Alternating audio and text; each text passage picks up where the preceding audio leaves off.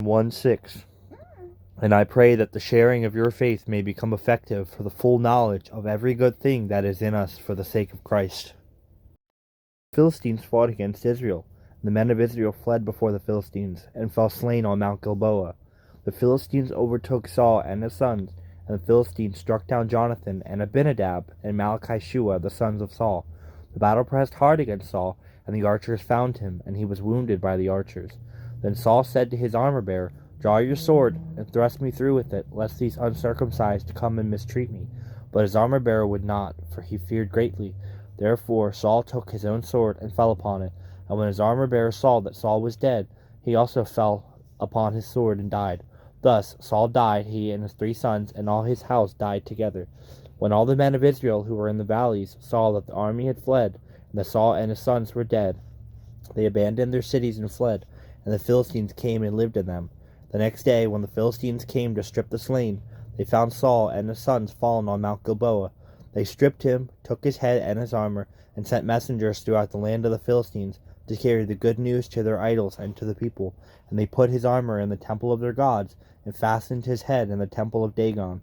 But when all Jabesh-Gilead heard all that the Philistines had done to Saul, all the valiant men arose and took away the body of Saul and the bodies of his sons, and brought them to Jabesh. And they buried their bones under the oak in Jabesh, and fasted 7 days. So Saul died for his breach of faith.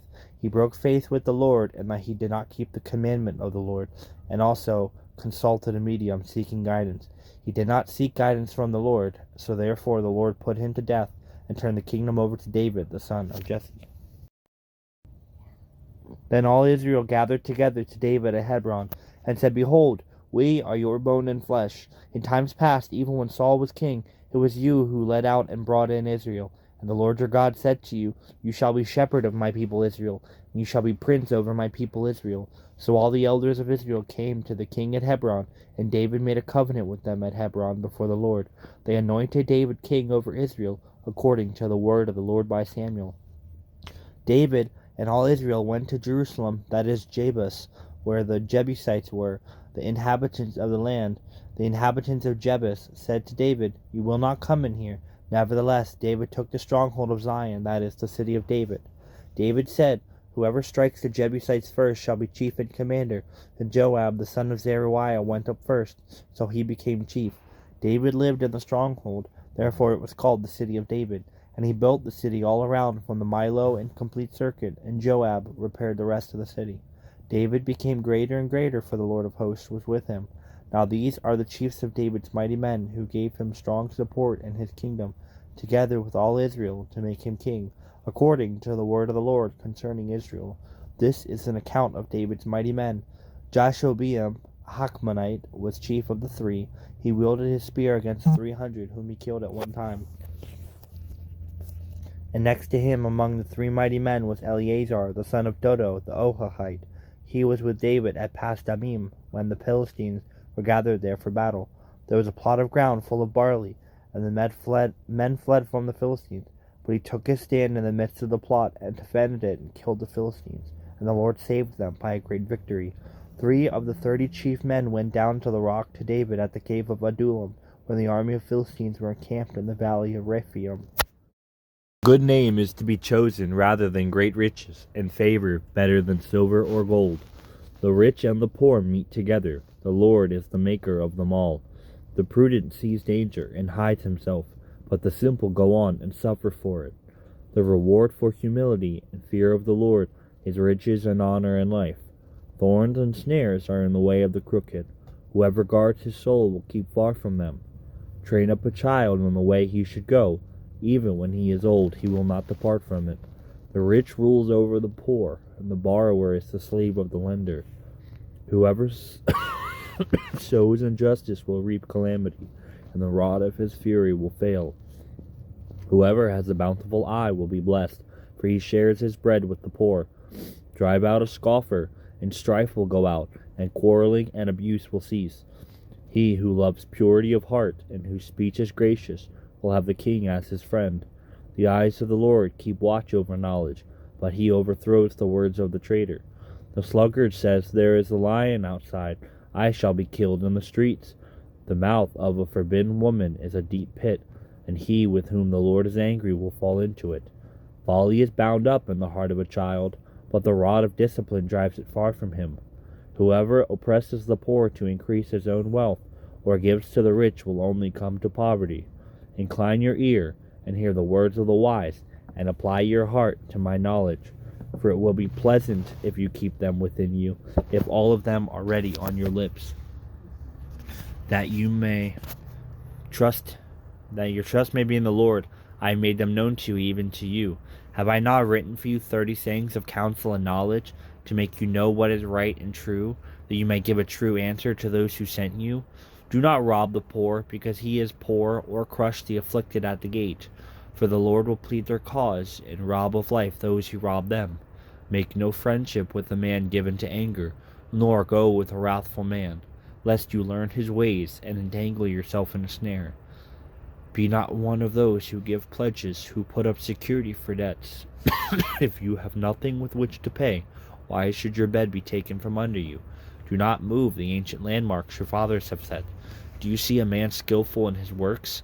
He will stand before kings. He will not stand before obscure men. David was then in the stronghold, and the garrisons of the Philistines was then at Bethlehem. David said longingly, "Oh, that someone would give me water to bring from the well of Bethlehem that is by the gate." Then the 3 mighty men broke through the camp of the Philistines, drew water out of the well of Bethlehem that was by the gate, and took it and brought it to David. But David would not drink it. He poured it out to the Lord, and said, "Far be it from me before my God that I should do this. Shall I drink the lifeblood of these men? For at the risk of their lives they brought it." Therefore he would not drink it. These things did the 3 mighty men. Now Abishai the brother of Joab was chief of the 30, and he wielded his spear against 300 men, and killed them, and won a name beside the 3. He was the most renowned of the 30, and became their commander, but he did not attain to the 3. Benaiah the son of Jehoiada was a valiant man of Kabzeel, a doer of great deeds. He struck down 2 heroes of Moab. He also went down and struck down a lion in a pit on a day when snow had fallen. He struck down an Egyptian, a man of great stature, 5 cubits tall. The Egyptian had in his hand a spear like a weaver's beam, but Benaiah went down to him with a staff, snatched his spear out of his Egyptian's hand, and killed him with his own spear. These things did Benaiah the son of Jehoiada, and won a name beside the 3 mighty men. He was renowned among the 30, but he did not attain to the 3, and David set him over his bodyguard. The mighty men were Asahel the brother of Joab, Elhanan the son of Dodo of Bethlehem, Shemoth of Herod, Helez the Pelonite, Era the son of Ikesh of Tekoa, Abiezer of Anathoth, Sibbecai of the Hushites, Eli the Ohahite, Mahira of Netophah, Heled the son of Benaiah of Netophah, Athai the son of Ribai of Gibeah of the people of Benjamin, Benaiah of Pirathon, Hurai of the brooks of Gaash, Abiel the Arbathite, Asmaveth of Baharam, Elihabah the Shalabonite, Hashem the Gizonite, Jonathan the son of Shagi the Hararite, Ahiam the son of Sakar the Hararite, Eliphal the son of Hefer the Mecharathite, Ahijah the Pelonite, Hezro of Carmel, Naira the son of Ezbai, Joel the brother of Nathan, Mabar the son of Hagrai, Zelek the Ammonite, Naharai of Beeroth, the armor-bearer of Joab the son of Zeruiah, Ira the Ithrite, Gareb the Ithrite, Uriah the Hittite, Zabad the son of Eli, Adina the son of Shiza the Reubenite, a leader of the Reubenites, and 30 with them, Hanan the son of Makai, and Joshaphat the Mithnite, Uzziah the Ashtorethite, Shammah and Jeiel the sons of Hotham the Arorite, Jadiel the son of Shimri, and Joha his brother the Tizite, Eliel the Maavite, and Jerubai and Joshaviah the son of Elniam, and Ithma the Moabite, Eliel and Obed, Jaasiel the Mesobite. To trust me in more and more areas of your life. Anything that tends to make you anxious is a growth opportunity. Instead of running away from these challenges, embrace them, eager to gain all the blessings I have hidden in the difficulties. If you believe that I am sovereign over every aspect of your life, then it is possible to trust me in all situations. Don't waste energy regretting the way things are or thinking about what might have been, but start at the present moment, accepting things exactly as they are, and search for my way in the midst of those circumstances. Trust is like a staff you can lean on as you journey uphill with me. If you are trusting in me consistently, the staff will bear as much of your weight as needed. Lean on, trust, and be confident in me with all your heart and mind. Psalm 52:8. But I am like an olive tree flourishing in the house of God. I trust in God's unfailing love forever and ever. Proverbs 3:5 and 6. Lean on, trust in, and be confident in the Lord with all your heart and mind, and do not rely on your own insight or understanding. In all your ways, know, recognize, and acknowledge Him, and He will direct and make straight and plain your paths. 15:14 through 16. Ye are my friends, if ye do whatsoever I command you. Henceforth I call you not servants, for the servant knoweth not what this Lord doeth, but I have called you friends. For all things that I have heard of my Father, I have made known unto you. Ye have not chosen me, but I have chosen you, and ordained you, that ye should go and bring forth fruit, and that your fruit should remain, that whatsoever ye shall ask of the Father in my name, He may give it to you. In the 1960s, noted Brazilian landscaper designer Roberto Burle Marx imported a large number of tally-pot palms from India and planted them in Flamingo Park in Rio de Janeiro. The massive trees grow to a height of nearly 100 feet. Unlike most other varieties of palm trees, the tally-pot palms only flower once during its life.